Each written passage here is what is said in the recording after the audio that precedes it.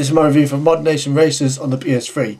It's a PS3 exclusive actually, so there you go. Okay, what basically this does, and I'll cut the preamble to a short, but basically what this does is they take the kind of ethos of Little Big Planet. It's all creator, you know, you can create anything you can think of.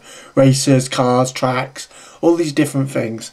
And basically they take that and they make obviously a racing game out of it, and they try and widen this world and make a community, which is a really good idea, and I think that's where the game's strengths are. However, what I think they've messed up on is in making this community and this create and share, forgotten about the core of the game, the actual racing. And I think what the problem is, for me, is that though that stuff is fun, it is kind of like, it's not enough to keep the game.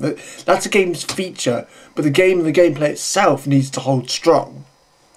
Okay, so I've probably just completely ruined what I'm going to say about it. Basically, as I say, the creating's really fun. I love downloading these characters who, different characters from different TV shows or movies and things.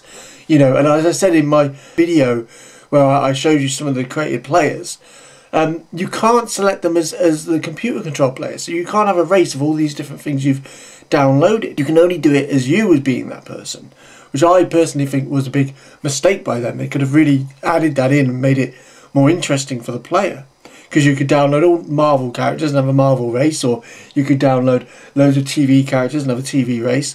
And I think they really let something slip there. They could have done something really interesting or to get the life going. But as I say, the actual downloading of things is fun.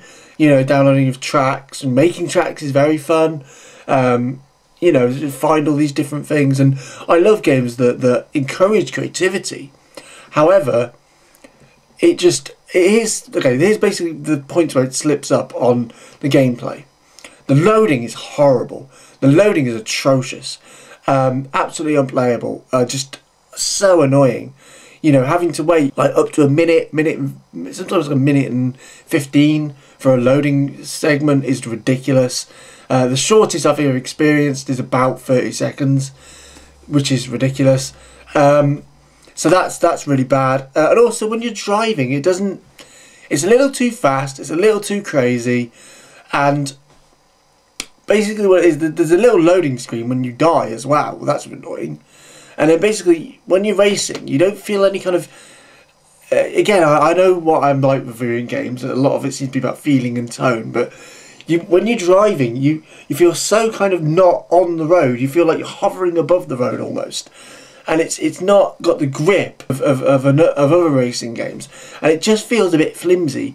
And also, sometimes you can get hit and fly up in the air and then land in like a bit that's not part of the map, that's got a fence around it, and you're just stuck there forever, and it's so annoying. And I think though the creativity is fun and some of the racing is fun, if you can avoid, it is fast, I guess, and if you like fast racing, that's great. And the fastness is fine, it's just it's more the looseness of the controls and the looseness of the feeling of the car. But it's not just that, it's more to do as well with the fact that you're always on edge because you think, oh, I'm going to get blown up and fly into some part of the map that doesn't exist. The weapons are quite good. The updated weapons, in fact you can update the weapons, is fun. But I still don't think it's enough, and I am tempted to sell the game actually, and I don't think it's enough to keep it going. The loading times are terrible. Getting caught off the map is terrible, and it's not a strong enough game to withstand those faults. So I would say, get it if you're a die-hard kart fan and you feel that you've heard my problems I have with the game, and you personally feel you could overlook that. But be warned that if you've played the demo, I played the demo, I loved it, but be warned that sometimes the novelty will run out about the created stuff, and the novelty will run out about, the kind of enjoyment of the game in terms of the fast kind of weapons and stuff. That will wear out, and what you'll be left with is long loading times, really badly thought out moments where you can get trapped, loose gameplay, and just kind of like feels like a rushed product in a sense. It feels rushed, and I think they could have done something really good with it, but they were just a couple of steps behind that. And they forgot about the rule one of video games, the gameplay. They forgot about that. They forgot to niggle out the little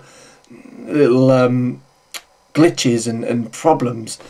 And as I say, you're just left with something that had potential but couldn't quite reach it. So I'm sorry to say I would not recommend this game. Unless you're a big fan of creating things. If you can just create...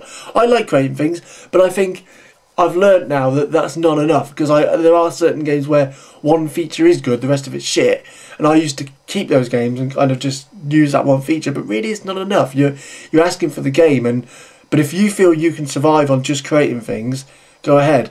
But I recommend to skip this one, so I wouldn't buy it myself. Well, I did buy it, but... so no, I'm not recommending it, unless you're a really die-hard kart fan and you feel you can overlook the problems. So take it easy, and I'll catch you later.